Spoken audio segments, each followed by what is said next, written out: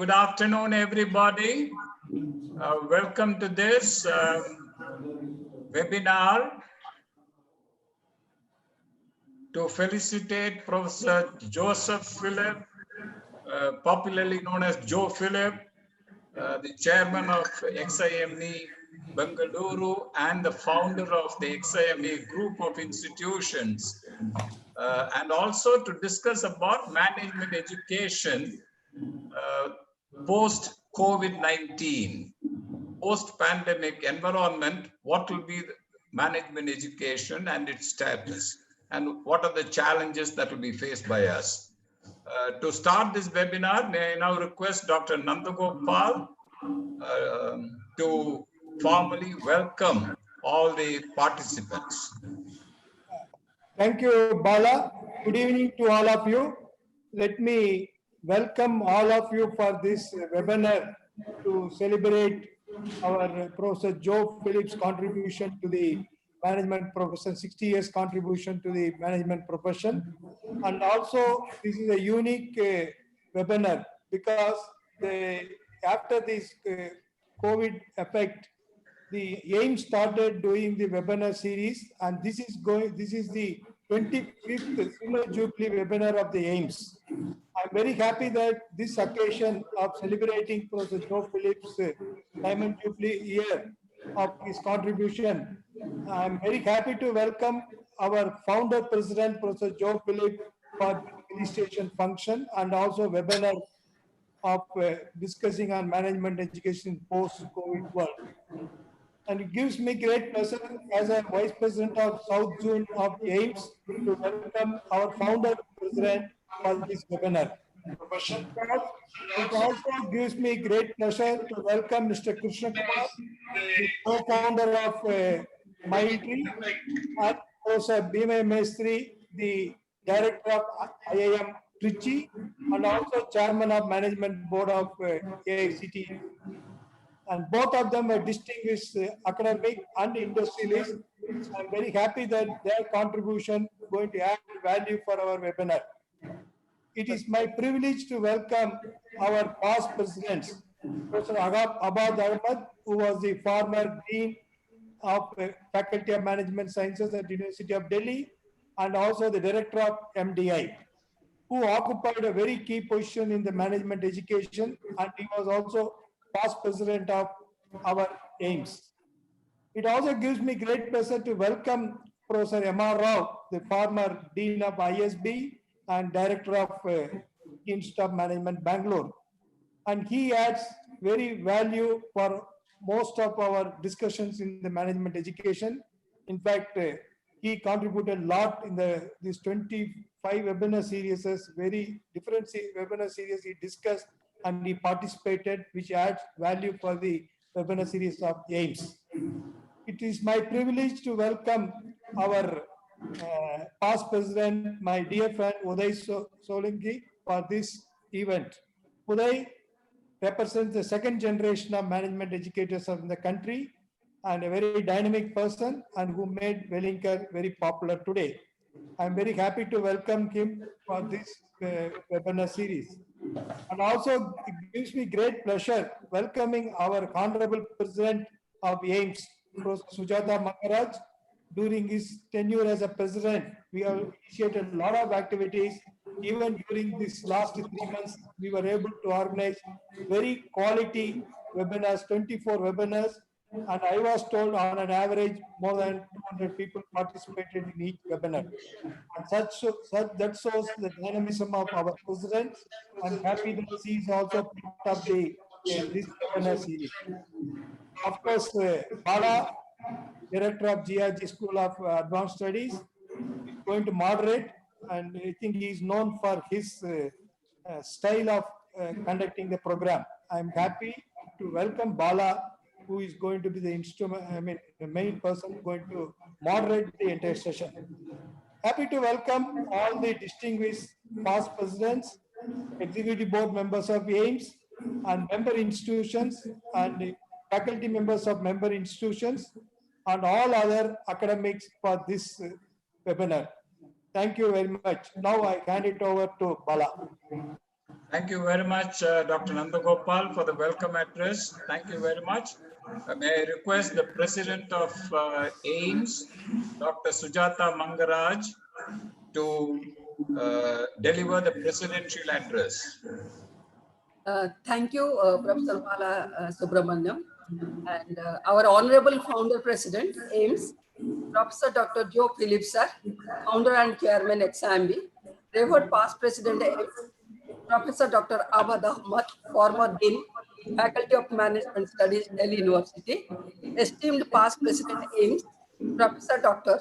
M.R. Rao, former Director, IIM Bangalore, and Dean, ISB Hyderabad, esteemed Past President, AIMS, Professor Dr. UDAY SALUNKHE, Group Director, V School, Revered Professor Dr. BHIMARAYA METRI, Director, IIM Trichy, respected Mr. KRISHNAKUMAR NATARAJAN, co-founder Mindtree, esteemed Professor Dr. S. BALASUBRAMANIAN, Director, GRG Institute of Advanced Studies, respected Professor Dr. R. Nandagopal, Director, XIME Trichy, and Regional Vice President, South, AIMS, Revered past presidents and executive board members of AIMS, dear participants, a very good afternoon to all of you. It is indeed a great pleasure for AIMS to host this Silver Jubilee webinar, where we are felicitating an illustrious management guru, the founding father of AIMS, Professor Dr. Joe Phillips, who contributed immensely and achieved an acclaimed position in the national and international management education arena. It's a proud movement for Association of Indian Management Schools that the legendary personality, its founder president, is successfully completing 6 decades of his distinguished professional career, and this Silver Jubilee webinar has been especially dedicated to honor and felicitate him and his profound contribution to the field of management education. Though his contributions are endless, I deem it a great privilege and an honor to mention a few of them, which has taken him to a higher orbit of our fraternity. They are setting the vision and mission that could bring organizational visibility at national and international level, framing well-set policies and advocating the same at all levels, including statutory, that protected the interest and importance of the association, designing a robust structure for the organization that could inculcate high level of professionalism and setting the framework for competitive achievement and competence building across management profession by instituting several awards and installing various measurement parameters in order to create a spirit of competitiveness among different stakeholders of AIMS member institutions. Ladies and gentlemen, all of us present here consider ourselves very lucky and fortunate to have the blessings of Professor Joe Phillips, sir. And we sincerely pray the Almighty to give him good health and long life so that we will be continuously getting his inspirations and making necessary value additions as and when required by taking his valuable guidance. Thank you very much, sir, for your kind presence, and we look forward to your advice for our future directions. Now, coming to the today's topic of the webinar, as we are all aware that management education itself has undergone a tremendous change in the past few decades that has never experienced such an unforeseen disaster like COVID-19. The post-COVID world will unfold a new normal. Many aspects of business will have to get restructured and redesigned. Therefore, it's time for reflection on the nature of business itself and its intense impact on management education.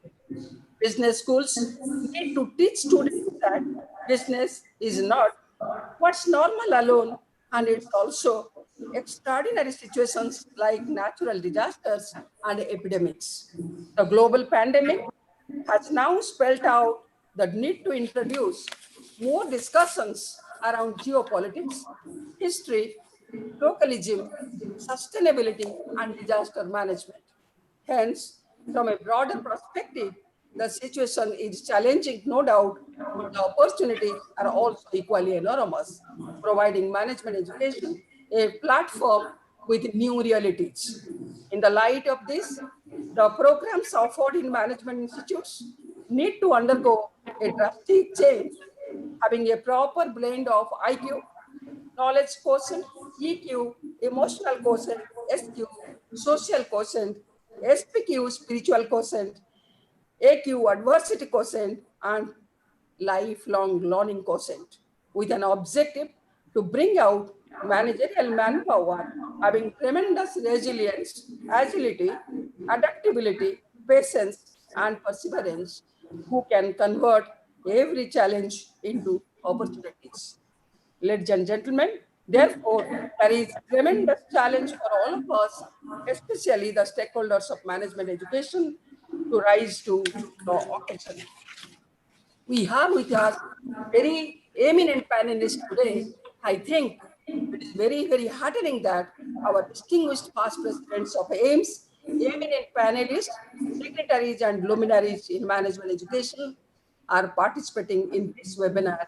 And I'm sure this will bring out a brighter and new horizon for all of us. With this, I once again express my sincere gratitude to Professor Joe Phillips sir for his invaluable contribution to AIMS. Thank you. Thank you all. I now hand over. Thank you very much, Madam President, for your very enlightening address and very heartwarming for Professor Philip. Thank you very much. Ladies and gentlemen, what we want to do now, we will invite each of our eminent speakers to speak for about 7 to 10 minutes. First to go will be Dr. Abad Ahmed. Let me briefly introduce him. Dr. Abad Ahmed graduated from the Richard Ivey Business School way back about 50 years ago, 60 years ago actually. And he is very active in the field of management education. He has also attended Harvard Business School, Stanford University. He has been a visiting professor to a number of universities in the United States. But he spent more than 40 years at the Delhi University in various capacities, including being the Dean of the Faculty of Management Studies, Delhi University. In fact, most of us started becoming his admirers when he was the FMS Dean. But he is currently the National Committee Chairman of the Aga Khan Foundation, and his contribution to management education have been immense in this country. If I call Professor Joe Philip as the Peter Drucker of management education in India, I would put Dr. Abad Ahmed perhaps on equal footing. He is a combination of maybe Abraham Maslow and Frederick Herzberg and Douglas McGregor and everyone put together. And that is a great thing. Dr. Abad Ahmed, my question to you will be, from your days at the FMS about 50 years ago to today, what are the major changes you see in management education? Perhaps you can start with that in your address. Over to Dr. Abad Ahmed. Thank you very much. First of all, I would like to say this is a great day for education and a great day for the AIMS. I want to compliment the executive board of the AIMS to celebrate the Jubilee of AIMS. Most important, felicitate the founder of AIMS as to recognize the significance of management in India as a very important milestone. Sir, you have asked me to speak about changes in student education. My request will be please hold a separate for that because the number of changes that have taken place in management education quality are phenomenal, and I would rather this opportunity and privilege that you have given to spend the time mainly focusing on felicitating all functionaries of the aims, if you please allow me.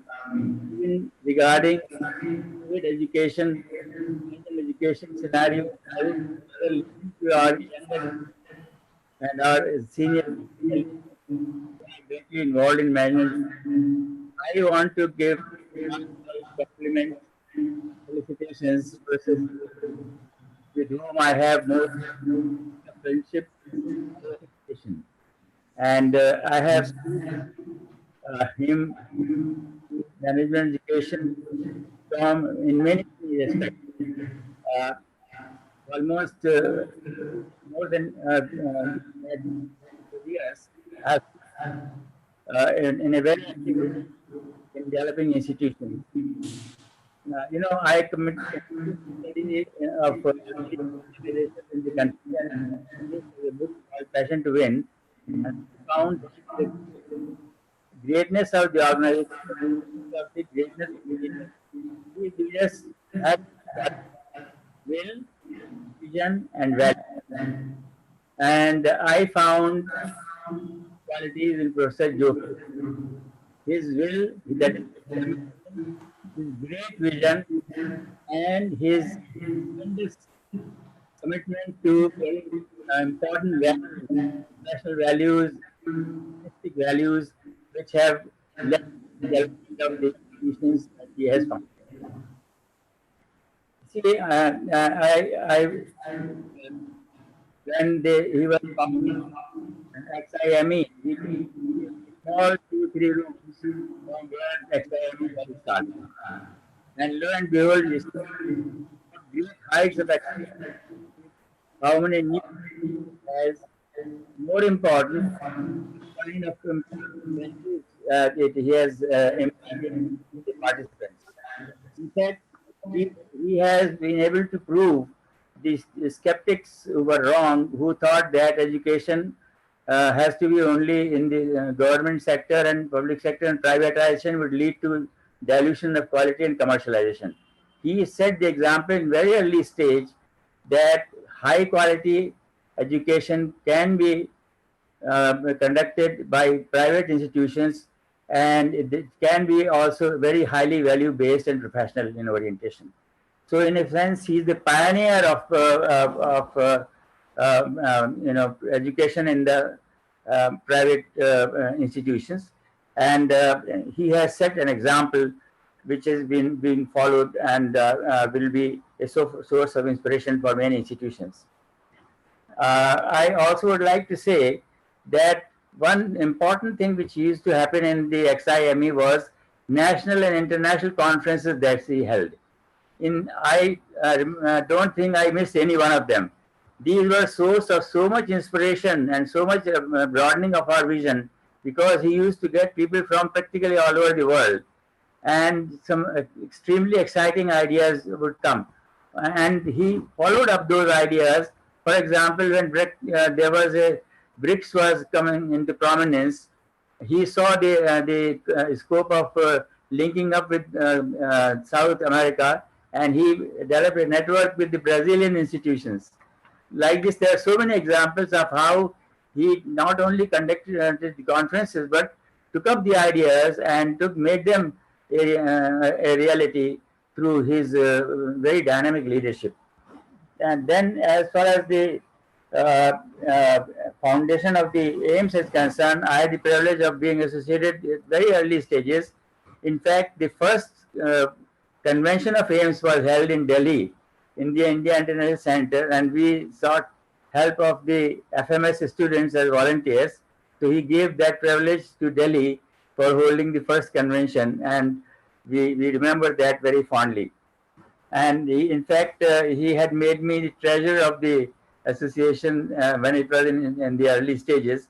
So I worked very closely with him, and what I admired was that at that time there were enormous challenges, particularly to bring in together all the IIMs, all the university departments, all the other private institutions on the same platform. He had this tremendous ability to bring all the directors of IIMs into the AIMS fold. And another thing which he did was that he ensured that the leadership goes on moving, and he was not always wanting to keep the control as many people do when they found some organization. He ensured development of leadership, and I think a great leader is one who develops leaders. So we found a succession of leaders, each one of them contributing to excellence in AIMS. And that is one great quality. And he is a great networker in terms of getting connected to international associations and bringing in AIMS on the international platform. So we feel that this contribution to management education, not only through the founding of the AIMS and XIME, but also in terms of the kinds of new changes and new initiatives that need to be taken from time to time. So I feel that he is a great visionary leader, and I'm sure his inspiration will be a source. He will be a source of inspiration for many generations to come. I wish a long life to him, and I wish that he may continue to provide his remarkable visionary leadership to the field of management education. In fact, I have come to know that already he is thinking of a new institute, a new center of the XIME with a totally different perspective.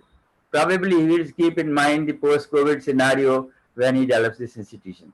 So I would like to once again pay my great respects to him and wish him all the glory and success. And I am very thankful to the AIMS and members of the executive and the president and the conveners to please give me this opportunity to share my thoughts. Thank you very much. Thank you very much, Dr. Abad Ahmad, for those wonderful words. I would like you to take one more minute and give us the answer for that question I asked you. If you were to name one major change in management education since 1960 to today, what would that be? Well, I think the early stages of management education, we had confined it only to the universities and public and the IIMs. The emergence of high quality private institutions, of which many representatives are present here, is to me a very, very important change that has taken place. And it has broadened, you see, because otherwise education would not, people would not have had a chance to access education. But now we find private management institutions which excel or equal IIMs. And I think this ability to provide education to a very vast range of population all across the country has been one of the most remarkable changes in the quality as well as in the scope of management education in the country. Thank you. Thank you very much. That is a wonderful observation. In fact, just for the information of all the participants, we had just about a little over 300 institutions in this country in management education way back in 1991. And today we are inching towards 5,000. And that's a remarkable change. Thank you very much, Dr. Abad Ahmad. I will now move on to Dr. M.R. Rao. M.R. Rao had his education in the United States after graduating from the College of Engineering, Guindy in Chennai.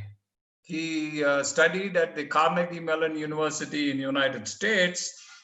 2 stints of his, of course, he has been a visiting professor. He has been participating in New York University, University of Rochester, University of Tennessee, he has been a professor there. In India, the stints that he had at both IIM Bangalore as well as the ISB, the Indian School of Business, Hyderabad, these are the two where we have known the caliber, the thinking, the vision of Dr. M.R. Rao, where he has left his inimitable stamp on whatever he did at these two institutions. Since 2014, he has been, I think, the provost at Watson School of Business, and he continues there. Dr. M.R. Rao, as Dr. Nandagopal mentioned, has been an extensive and vastly read scholar, and he has been participating in management education seminars, conferences extensively. Dr. Rao, your thoughts on what would be the fundamental differences between institutions like the Indian Institute of Management, Bengaluru, Indian School of Business, and some of the other Tier 2, Tier 3 business schools in the country? Thank you, Bala. Okay, you can hear me. I hope everybody can hear me. All yes. Right. Okay. I just wanted one small correction. I'm no longer with Watson School. I left in 2016. Okay. Now, before I get to something you asked about me to ask me to talk about, I just want to say a few words about Joe Philip first. My association with Joe was started when he became a director at IIM Bangalore. I think when he joined, if I remember correctly, I was not in Bangalore at the time. I was visiting NYU, and I met him after I got back. At that time, I think he was concerned because I had the board's approval to spend 4 months every year at NYU and the rest of the time at IIM Bangalore. And I think he was getting a lot of flack from the faculty. How come I'm going away so much and so on?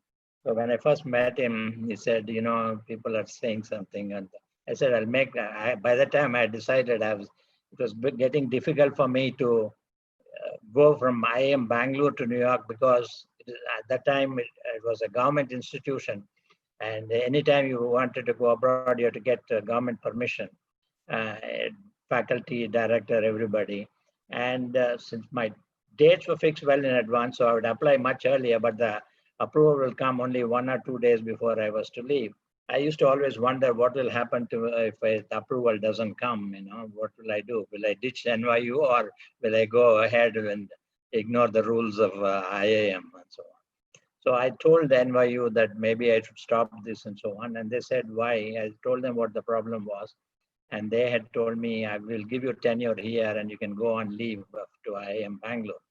So when Joe Philip asked me, I told him, I'll make life easier for you. I will move to NYU and come here. And so nobody can complain as long as you are prepared to take me as a visiting professor. He was more than happy to do that, I think. In any case, that was my initial interaction with Joe Philip. I don't know if you'll remember that. But let me step back a little bit, slightly maybe digressing from what you said, but I think it's important. You know, IIM Bangalore started in '73. Professor N.S. Ramaswamy was a very dynamic leader, but he was very passionate about sectoral management and, you know, initial batch was actually with people with only experience, all engineers, and then it was all about sectors and so on. But I don't know if you know, he's very passionate and he was able to attract a lot of good faculty. But Marshall Goldsmith, I think, has said, what gets you here will not get you there. So Professor N.S. Ramaswamy was very passionate about sectoral things and about attracting faculty, but he paid very little attention to bringing discipline in the institute. So he was very good in building up, starting the institute, but had trouble. Either he did not want to or he didn't care. I don't know what the reason was.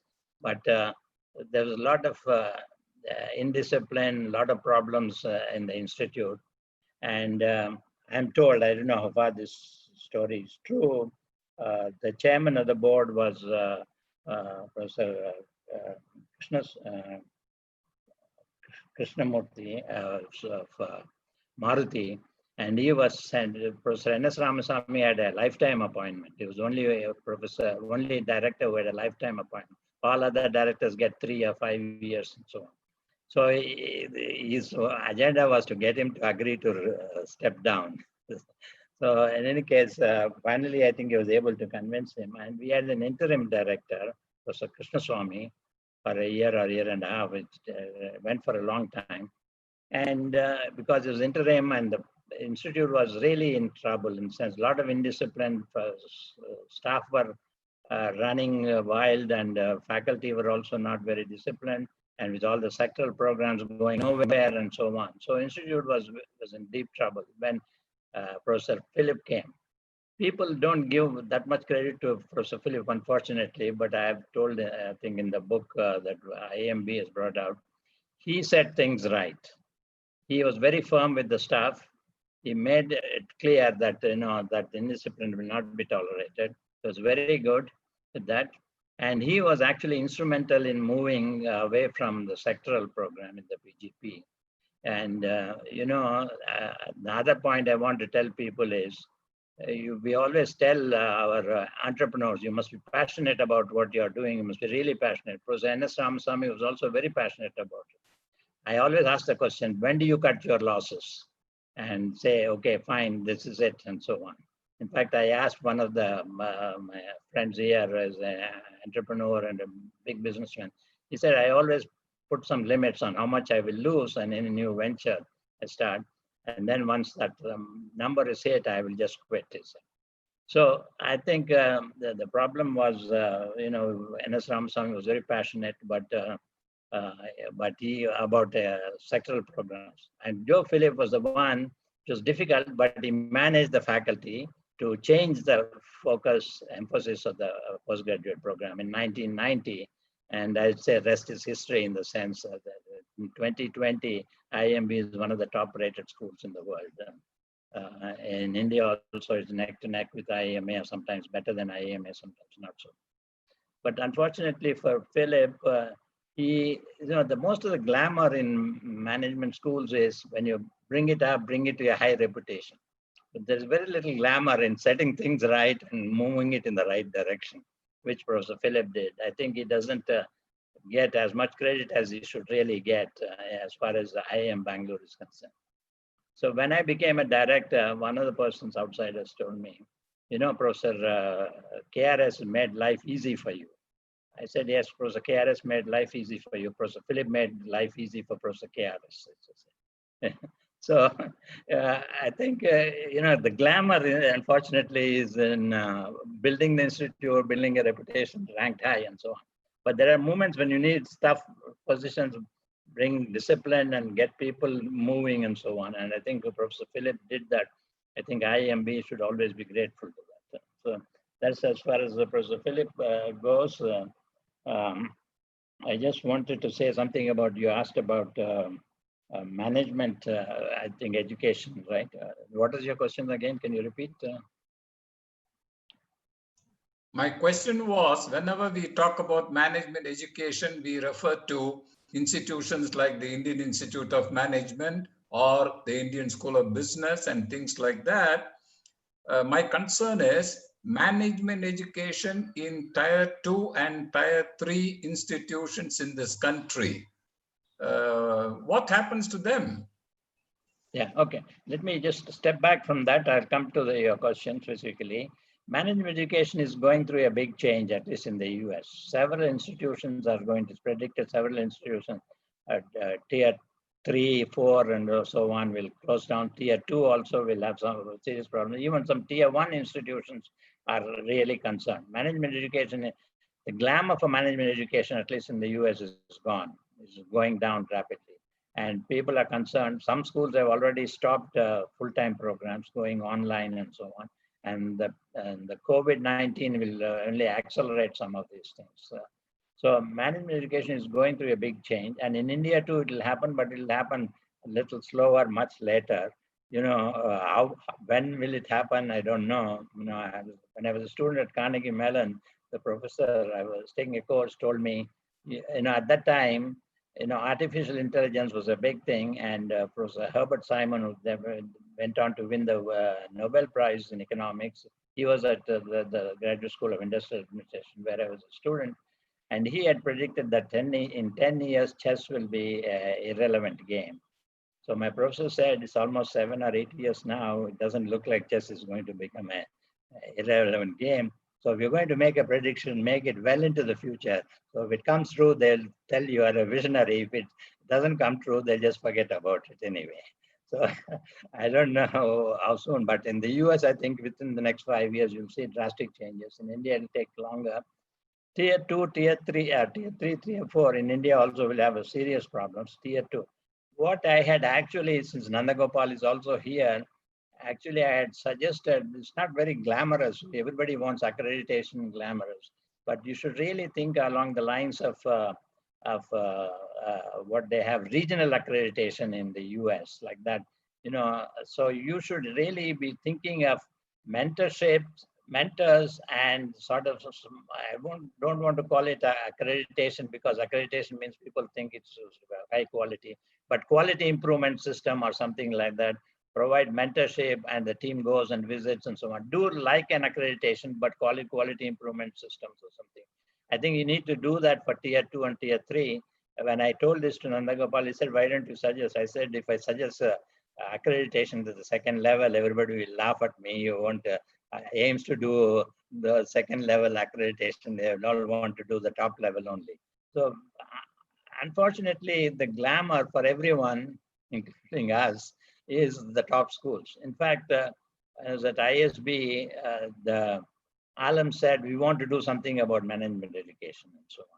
So I said, yeah, everybody wants to do, but like all alums, you want to go to other IIMs or top-rated schools. Why don't, there are so many schools in India, why don't you go to some of them, see what they need and help them out, Tier 2, Tier 3, and I put them in touch with some of them and so on.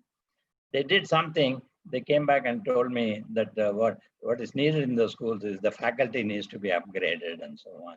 But they didn't do anything further, because that, unfortunately, we don't look at a long-term strategy to improve the quality of the next level, because without that, we'll have a serious problem. And especially given this COVID situation and so on. And as I said, I think you asked Professor Abad Ahmad, what is one big change from 1960? 1960s and so on, information was not readily available at all. There was only one book, and we used to joke about the professor. There will be only one copy in the library. He would take the book out, so nobody else will have an access to that. But nowadays, students have access. In fact, at ISB, I had an interesting incident. I was teaching a course in project management. We were talking about something and derivatives and so on. So one of the students was arguing that what I said was not right. I said, no, I'm right. But anyway, I will take it. I tried to tell him, but he was not convinced. I said, let's take it offline after the class. Class is for 2 hours. After 1 hour, I take a break for 10 minutes and so on. After the break, during the break, he Googled and said, sir, you're right. I'm sorry, he said. So, he got that information during the break itself. So we are in a different era. And I think the biggest change will be in terms of blended learning is what is going to be the future. What extent and so on, but it may not be completely, completely online, but this blended kind of a situation. Thank you. Answered your questions or not, but thank you. You have answered very well. And thank you for the insights, Dr. Rao. In fact, I have, very in a lighter vein, I always tell people, in our days, we used to call it BC and AD, before Christ and Anno Domini. But today, we call it BG and AG, before Google, after Google. I think that has completely your changed. voice is cracking. Yeah, and completely changed the information that you're talking about. Thank you very much. I'm not able to see Mr. KRISHNAKUMAR online, but I guess he's there. Are you there, KRISHNAKUMAR? Mr. KRISHNAKUMAR?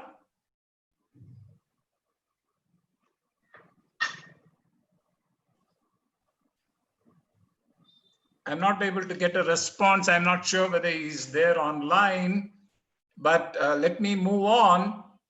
I will move on to Uday, you are ready? I believe you're calling Bimra METRI ji. Yeah, but I think I will take you on now. Okay. Dr. Uday SALUNKHE is the group director of V School, which is also known as the Wellinger School in Mumbai. He is, of course, he is the recipient of the very prestigious Eisenhower Fellowship in United States. And he has also been a very active past president of Association of Indian Management Schools, AIMS. He worked for a while at Mahindra & Mahindra, and he has got tremendous corporate experience as well. He is also associated with a number of the trade associations, as like, for example, the ASSOCHAM. He is on the National Council of Education. He is also active on CII. And it has always been a pleasure listening to Dr. Uday SALUNKHE for his views on management education. Over to you, Uday. Thank you very much, Bala. It's a pleasure to be here on this platform and in the midst of all the kind of galaxy of stars. In fact, all our Mahaguru, in fact, Professor Joe Philip. And I have very fond memories with Professor Joe Philip, and along with him, like other gurus who are on my kind of panel today, Abbaji, Professor M.R. Rao, SUJATA MANGARAJ, Professor METRI ji, and KRISHNAKUMAR I met, I believe, maybe once or twice, and other maybe past presidents who are present, and other board members and dear friends. Professor Joe Philip, if I go back to in terms of my memories of last about close to 25 years with AIMS, I happen to always seen him as a great visionary. Great visionary, maybe, I'm sure, I think everyone who worked with him very closely contributed, Abbaji and even M.R. Rao sir. And I've always felt he was a tremendous institutional builder. It may be the days from academic circle, maybe XLRI days or his IIM Bangalore days or XIME as well.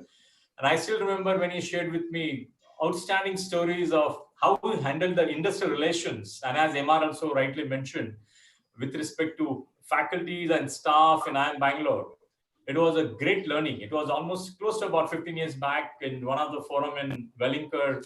Joe did share with me, and I was maybe at my age, I was quite younger at that time as well. It was wonderful learning, and I could really sense that there are very few daredevils. There are very few, I'll say, teachers who are practitioners in terms of handling IR. It's very, very unlikely. Very few leaders who take that kind of plunge and take the entire heat head on. And as MR very rightly mentioned, in terms of whatever I think he has done in that tenure of maybe 5-6 years from 85 to 91, which is awesome. It was great, really. And beyond that, I'm sure he's always been a teacher par excellence. And he always set his eyes not only for a domestic market, but definitely for the global management education. And I did participate on many of his forums in Bangalore as well. And I still remember what Abbaji mentioned of BRICS. I mean, BRICS those days, how probably one can really move out of the comfort zone and try to make a foray and go on the kind of, learning insights from the global marketplace. Many today talk about inside out and outside in kind of thought process. I'm sure Joe has followed since long, decades altogether, many decades. He's doing that. And AIMS was a great, great contribution from Professor Joe Philip to India, to Indian management education. He was building a kind of network of management institutions those days and way back in 1988. And that helped many institutions. Just now it was mentioned by Professor Bala as well, there are about 5,000 business schools. Truly, in terms of advocacy role or multiple roles played by the AIMS, that I'm sure the credit goes to the founder president and the subsequent past presidents who contributed immensely in the journey. Along with AIMS, in fact, is ABPS, which is the BRICS Schools Association, as well as his role for me personally, being tremendously outstanding, and I'm always indebted to him as a mentor, because we used to have very heated discussion as well.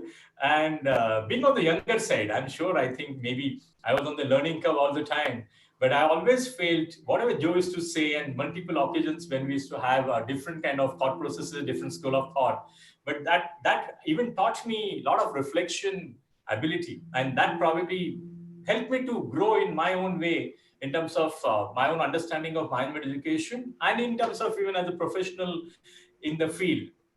My royal kind of salute to Joe for such a wonderful journey, and I'm sure Professor Joe Philip further, even as it was just mentioned before, that in his new model which is trying to launch, probably he can keep in mind the post-COVID scenario and take it forward. And I look forward to definitely wish Joe healthy and peaceful and very fruitful and contributory role for India and for the global management education. Now taking this forward, I must mention here, AIMS, when AIMS has played active role, Professor Abadji has been again a guide for all of us, Abadji, Emma Rao sir, and other past presidents who are there. I'm sure, I think they laid down the foundation after Joe, multiple occasions. And I still feel that still AIMS has a far, far bigger role to play in the long-term point of view in the future of management education. And as it was illustrated, it was mentioned, seriously, we don't know what's going to happen post-COVID-19 situation. We are still in Mumbai, as we see, still we are in a lot of challenges. We don't know which way it is going to be moving forward, whether the brick and mortar is going to be really relevant in future, or click and mortar is going to be enjoyed by the multiple stakeholders. So with this, I'll probably move to the topic, but Bala, you have anything to ask me, or should I go ahead? I have one question to ask you, Uday. Yeah. There, even Dr. M.R. Rao was mentioning it briefly. He said that, for example, the future of management education itself is uncertain. And in the United States, many of the colleges are already shutting down. Now in India, one of the problems I see is in terms of management education, as it applies to any other domain, the service providers, the educational service providers are going to increase because it is online. And the moment you say online, there is no geographical boundary, there is no time boundary, and therefore education is going to be omnipresent and omniscient. In that kind of a scenario, the student has a very, very wide choice, and you're going to be in that kind of a situation. It's also likely that you may not need to complete an MBA degree or a PGDM from one institute. You can take a basket of courses from one, you can take another basket of courses from some other institute, and you can make up your MBA degree. Now, these kinds of changes are likely to happen. How do you see that in India in the next 3-4 years? That's a very, very interesting, that is very interesting question. And I personally feel that's the immediate future. In fact, modular approach is the name of the game very clearly. At the same time, when we're talking about MBA of 2 years, is going to be definitely fragmented into multiple pieces. And we should start believing in micro MBA. We should start believing even in nano MBA. And those kind of aspect, or maybe somebody may float alpha, beta, gamma kind of 3 kind of modules for 2 years MBA. You do one, get a certification, and that certification, if it's really relevant and contemporary in the marketplace, I'm sure companies may give you a job on the basis of that and your basic graduation and your abilities. And person may go and garner some kind of experience in the marketplace and come back and do beta.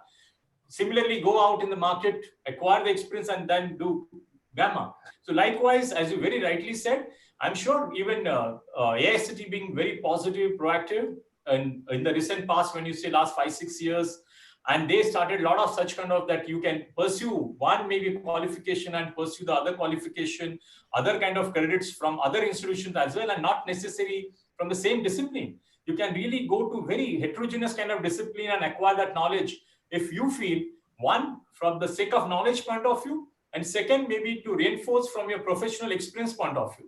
Now, in this aspect, definitely twinning degrees is also being allowed. I'm sure, I think maybe people will pursue one full-time qualification and other qualification will be definitely in the online mode. And the competition need not to be from those 5,000 business schools for us. You don't know who's going to launch the company and who probably acquire maybe the acquisition of the best of the talents in the marketplace and across the world. And who's going to be kind of, co-creating or co-producing the future for them. So I think we ourselves can't really sense the future that our competition point of view. But the million-dollar question here, which I feel for the better tomorrow from the business schools point of view, is definitely the roles of couple of stakeholders in this thought process. The first and foremost, the role of board of governors. See, when I look at some of the, I'll say, Ivy League business schools, so-called, maybe if I definitely see ISB or even some of the IIMs as well, and some of the other progressive self-financed business schools, I'm sure board of governors being very positive and they are progressive and they wish to take the institution to the higher level. So the board of governors support, when we try to create the institutions of the world class, I'm sure if it is a concentration of talent which is the name of the game, or maybe resources, or maybe governance, everywhere the board of governance is going to play extremely important role. The second aspect, which is very, very critical, and I may be very biased because always I speak on many of the platforms on role of institutional leadership, nurturing leadership. I'm sure Abadji was mentioning about faculty development program and leadership. Now AIMS is undertaking under the presidentship of SUJATA MANGARAJ. But definitely the role of institutional leadership is extremely important because I'm trying to see the future of ours as a educational institutions, higher educational institutions, cannot be just to disseminate knowledge, but our future need to be connected with the future of the society, future of the nation. And in that, our role is going to be the transformatory role. And the transformatory role as a progression goes very clearly based on how you transform the self, then how you transform the organization, and then how you transform the society. Because that vertical growth in terms of higher order of learning, which is really must, whether for the students or maybe for the teachers as well. And in this, I feel for the academic leaders, when we talk about how many good business schools are really good in the country, I'm sure there are many good business schools are cropping up, they raise their bar, but that mindset shift is important when you're talking about it. And likewise, the role of faculty is going to be changing. Role of faculty should really be very different in the future. As MR very rightly mentioned about Marshall Goldsmith's, what got you here is not going to get you in the future. So likewise, that role of a student, role of a learner as a learner is going to be different, the role of a technology, and likewise multiple stakeholders' role to bring about that change in the society. So this is just an kind of one aspect which I felt. I don't know, Bala. I think or am I time wise? No. I think we are falling short of time, but perfect. I think you have made a very valid point that all the stakeholders need to look at themselves and see what changes they will have to bring in this current scenario. Thank you very much, Uday. Thank you. I'm not sure whether Krishnakumar has joined. Has Krishnakumar joined? Okay. Otherwise, I will move on to BHIMARAYA METRI is there. Dr. METRI? Dr. METRI, are you there? Okay, I think he is not there. We have, in fact, we are nearing the deadline of time. I will move on to Professor Joe Philip, but before I move on, I want to say a few things about Joe Philip. Everyone, right from Dr. Abad Ahmad and M.R. Rao and Uday, they have spoken a lot about Joe Philip. When I think of Joe Philip, as I said in the beginning, I consider him as the Peter Drucker of Indian management education. And I've had the pleasure of knowing Joe for the past about 20 years or so. Apart from the fact that, apart from the time that he started from XLRI way back 60 years ago, It has been a glorious 60 years. He is a product of XLRI when it was known as Xavier Labor Relations Institute, not XLRI. And he has been a faculty, and he spent about a decade, a little over a decade at XLRI. And he claims that that laid the foundation, a strong foundation for whatever he has been after that. He also spent a significant time with the Oberoi Group as the head of their HR, the Director Human Resources at Oberoi Group, which I think gave him a tremendous exposure to the industry practices. And he was able to combine that with his academic excellence. He started XIME in 1991 after the very unfortunate death of his very beloved daughter, Maria. And in 1991, he started XIME. So that is close to about 30 years now. And XIME, as all of us know, has expanded from Bengaluru to Kochi to Chennai. And probably, as Dr. Abad Ahmad said, it will be moving somewhere else as well very shortly. We are looking forward to that. He has been a mentor. He has been an entrepreneur. He has, for example, he founded the Association of Indian Management Schools when he was at IIM Bangalore, because he felt the need to bring together the like-minded people and the management schools in this country. And when he felt that, everybody was talking about BRICS, and he thought there was a necessity to consider not only the business schools in India, but we also consider the BRICS business schools, and he started the association for that.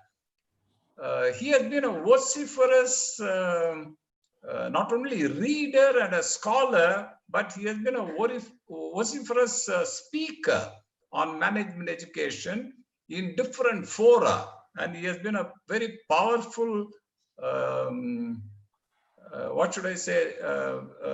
exponent of what management education should be on different fora. Professor Joe Philip requires, of course, no formal introduction, but I thought I must say all these. And I now request and invite Joe to take the stage and share some of his thoughts. Congratulations once again, Joe, for 60 years of very, very valuable service to management education in this country. Thank you very much, and over to you, Joe. Thank you, Bala. Can you hear me? Can you all hear me? Yes, yes, yes. Okay, wonderful. Right. Let me thank you first, starting from the president to all the speakers, to the moderator, to my friends watching this from various parts of the country. Let me say thank you. Thank you from the bottom of my heart. Joe, there are close to 250 people participating. Oh, wonderful. Oh, thank you. Thank you. Now, when Abadji, I consider as a great guru, and MR came in and spoke about IIM, I became partly nostalgic, a lot emotional, and in a way humble. One, of course, God gave me 60 years of active professional life. I thank him. I have done several things between XLRI and XIME. So started at XLRI and will end at XIME. So the number of things I did in between these two, the most important, most satisfying thing was the founding of AIMS. I become nostalgic, in a way proud, in a way fulfilled in what I have done. But when we are forming AIMS, there's only 110 business schools in the country. It is with that 110, we thought there must be a forum. And I'm so happy there is AIM has grown into a powerful forum of 700 odd, and that 700 is the best, some of the best. And I always feel so happy and, as I said, fulfilled of having thought of that and could bring it about, because so many people said, Joe, it will not work in this country. And he said several people tried it and it failed. I said, no, let me try. And I had the support, I must tell you, of my three colleagues from the other IIMs. They were with me all the way through. We had a fantastic group, fantastic camaraderie, and they supported me and said, let's go ahead. And I'm happy. It's a grown-up adult, powerful, mentally strong, and muscular too. It's 32 years now. The in-between life, I said, is AIMS was one, but there are one or two other things I did about which I'm proud. I wanted to know about that side of me too. When I was in Ranchi, there's a Cheshire home in absolute doldrums. So some of my friends who were in Jamshedpur, who were managing that, said, Joe, would you help me? Would you help us with the Cheshire home? I did not even know what Cheshire home was. So I asked them, I visited the place, and then I said, yes, I will do it. And Cheshire home is a charity place looking after people who are lost, already lost, terminal illness. It has no money, no management, no people except some sick people. I look back with great satisfaction of building that place into one of the finest Cheshire homes of the country. So this was one. After some of us came to Bangalore, this thought came again and again among many of us who are influenced by Delhi. Why don't you have an India International Center? So there have been talk going on, several rounds, and everybody will come and then it will vanish and vanish. So one day, two of us were S.L. Rao, you know S.L. Rao, an economist, writer, who was the first director of NMP. S.L. Rao and I got together and said, we should have the India International Center in Bangalore. And we got Pachori. Sorry for all that thing that happened to him. Pachori and three of us, and a few others from Bangalore, got together and established Bangalore International Center, which many people again thought cannot happen, will not happen. Of course, I'm not very active now. I said I retired from that. But these are 2-3 things that give me great satisfaction. The most important of all was AIMS. Looking back at AIMS, I could see successive generations of great leaders leading that. Younger people like Uday, and senior people like Abadi and MR, and current one, very dynamic SUJATA. We had a beautiful galaxy of leaders who built that up. But I still have a pain or a small complaint that we are not played the kind of advocacy role. Now, I was speaking at a forum this afternoon, and I said to any organization, the culture of the organization is very important. And I said, in culture, there are 3 things that I see important. One, is it innovative? Second, is it aggressive enough? 3, is it outcome oriented? Now, when it comes to aggressive, is it aggressive enough? I would say that we are not aggressive enough. Have we made an impact on the industry? Have we made an impact on the government? I built a brand name. We are strong and we are good, but from looking from that angle, that aspect about which I'm always very concerned, aggressive enough. I think we have to bring in that particular element. I would wish AIMS greater glory in the years to come. And I have an announcement to make, which I'll do. But I want to tell you a story, an interesting story. Since MR took me to IIM. You would have never heard the story, but I want you to know about this. I joined IIM 85, April 15. And on 27th was the convocation. No preparation, nothing, everybody was confused because there was a leadership problem there and they are waiting for the new director to come. And the moment I came in, it was said, okay, we are not ready yet. The chief guest is not arranged. We don't even know where we are going, all the kind of things. It was done. Anyway, successfully done. I think C. Subramanian also was our chief guest. 2 days later, when I was sitting in my office, one of the faculty members came and said, Director, you are not in your office, sitting in your office. I said, what do you mean you are not sitting in your office? He said, this is not your office. I said, which is my office? He said, your office is the union office. I said, what? The director's office, the union office? Then he told me the story. In 83, when the institute was shifting from the St. Joseph's buildings to Banagata building, everybody moved in. One particular day, Professor Ramaswamy has to move in as the director, one Monday. On Sunday, the union about which MR mentioned, the union leaders go in, break open the thala of the director's office, occupy it, convert that into the union office. Have you ever heard it anywhere in the world?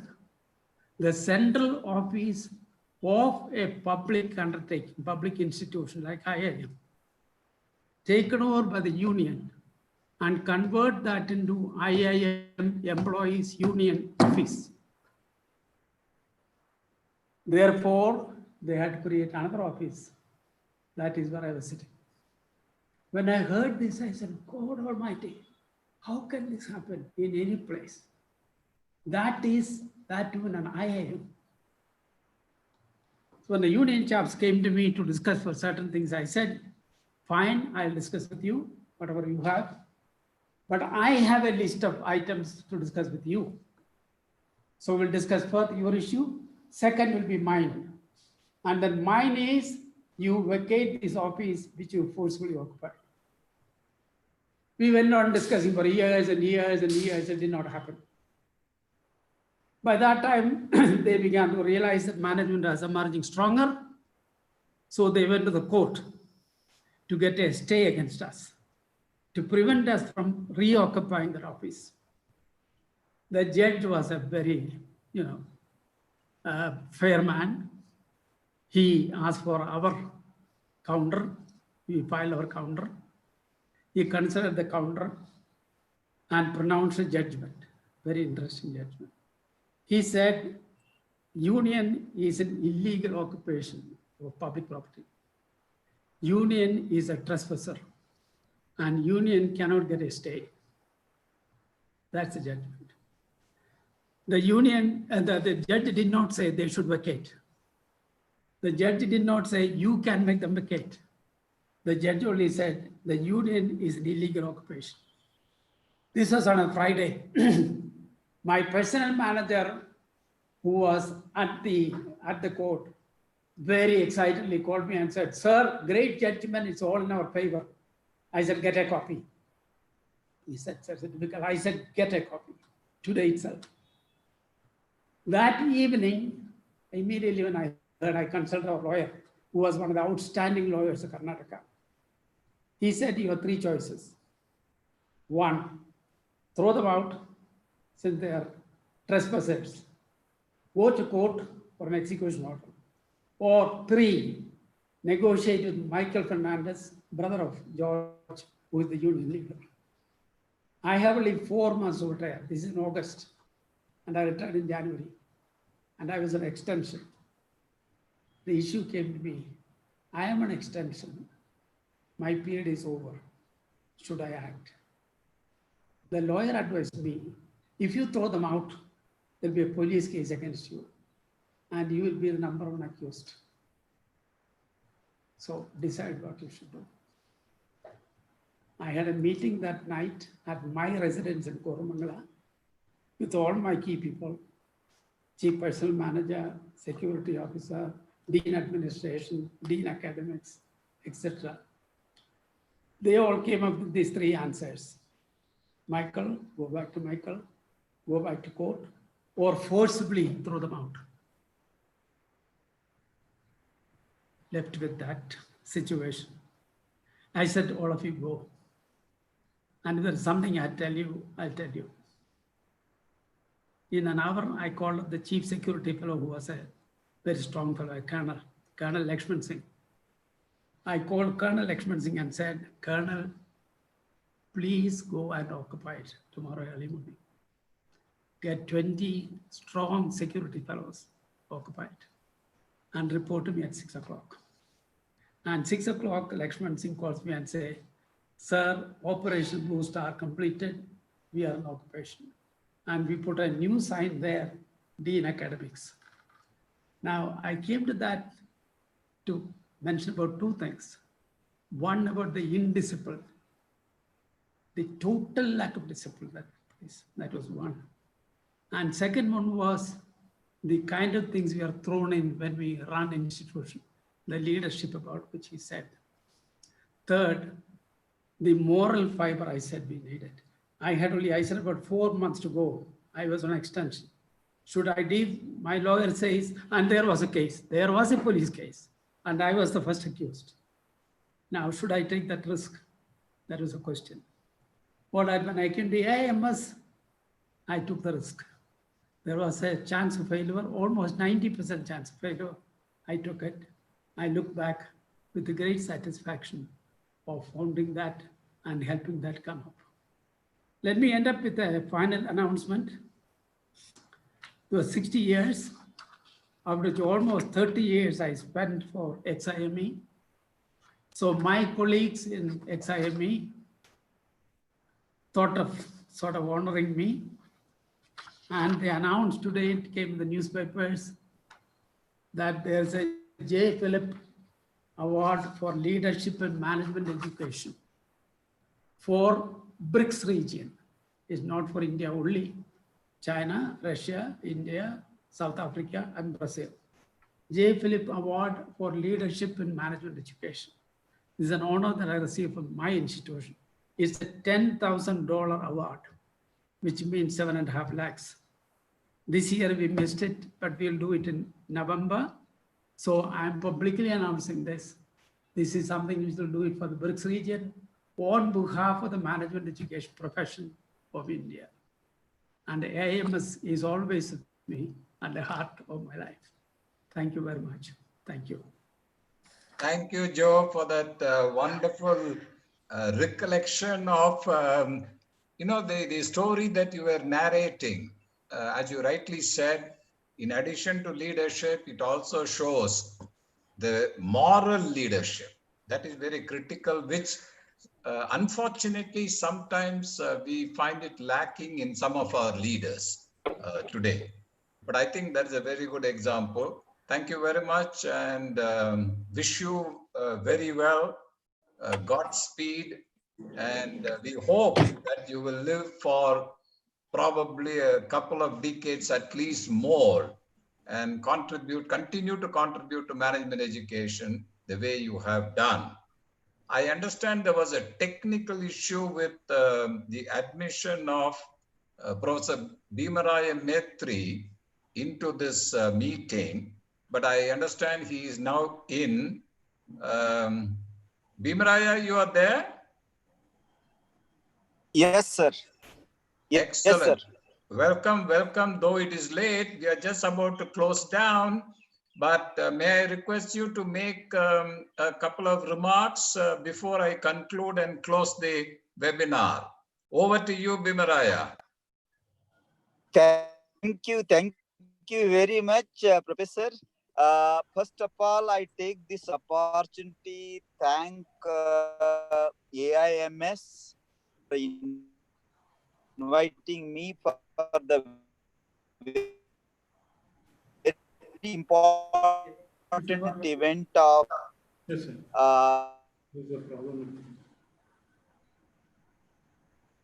award and even Professor M.R. Rao, Professor Abad Ahmad, all the stalwarts have received. The one common thing is all of them have received the IIMA Keval Noharia Award as a academic excellence in Indian management education.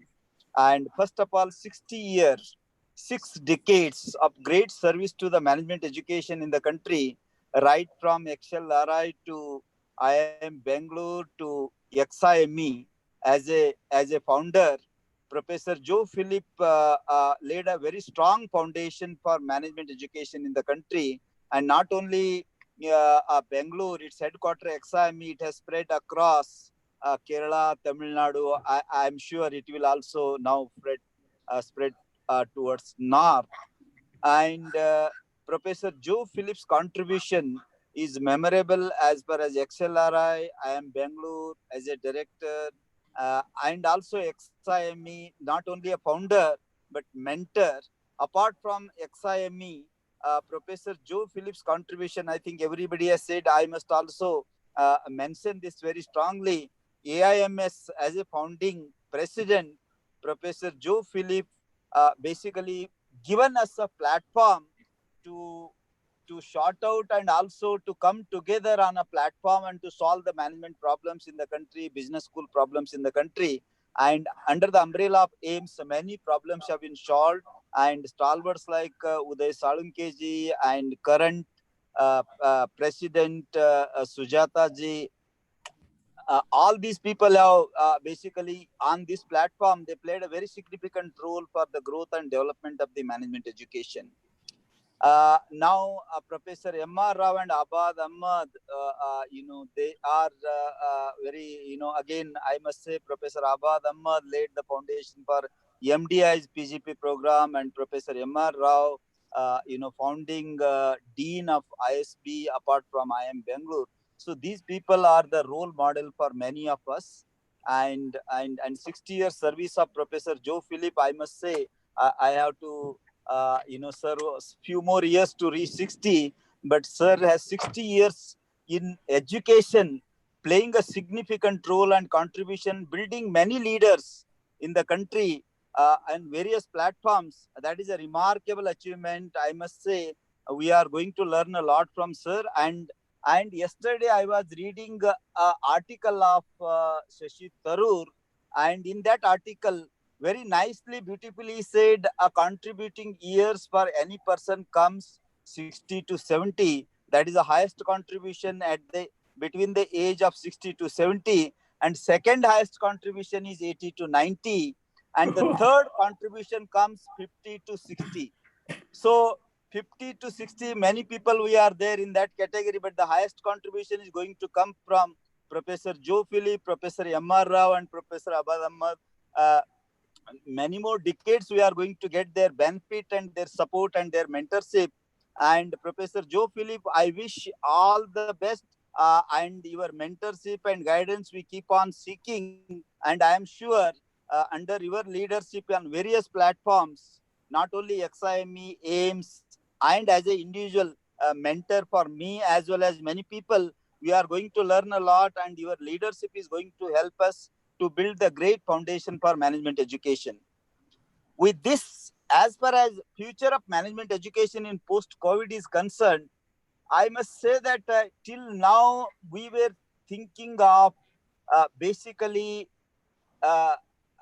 rebooting the management education or resetting the management education. But I think resetting is not going to work out. Reimagining the management education is going to work out. Reimagining means till now our natural system says an important stakeholder in education, important stakeholder in business, important stakeholder in governance. That is the foundation, that is a fundamental rule. Till now it has worked. But in post-COVID, this stakeholder as a natural system is going to fail. It has already failed because our focus is only stakeholder for the business, stakeholder for business schools, stakeholder for governance. That has made us to the today's situation. And you know that leadership is changing very quickly, and Professor, leadership in higher education is also going to change. So that is where, Professor, if I may interrupt, we have already overshot the time. Is it possible for you to restrict your final comments? Yeah, just last line, sir. So that is why today's management education has to be founded or refounded, centered around the people and planet. It should be centered around the global responsibility, not a CSR or not the local responsibility. So three things. One is centered around people and planet. Second one is a global responsibility. And third one is a global leadership. We have to think, we have to optimize at global level, and we should not optimize at the business school level, at the regional level, at the country level. And the time has come to think of global citizenship, and our curriculum, our education, and keeping planet in mind, we should be developing, we should be rebuilding, and we need leaders, those who can build and rebuild the management education in the country. Thank you very much. Thanks a lot, sir. Sorry for I'm coming late and some technical disturbance. Professor Subramanian, sorry, and now it is over to you, sir. No problem. Thank you very much for those wonderful comments, and you have given us a lot to think about.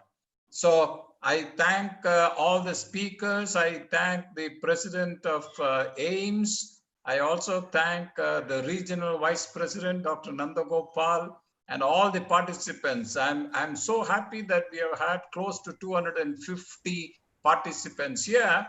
And in addition to whatever we have learned new about Professor Joe Philip, we have also learned a lot in terms of the future of management education. Thank you very much for your participation. It has been excellent. I have enjoyed it, and I hope all of you have enjoyed it as well. Thank you and good night. Thank you, Bala. Wonderful job. Thank you. Yes, thank you very much to all of you. Thanks. All the best, Joe. Thank you. Congratulations and all the best.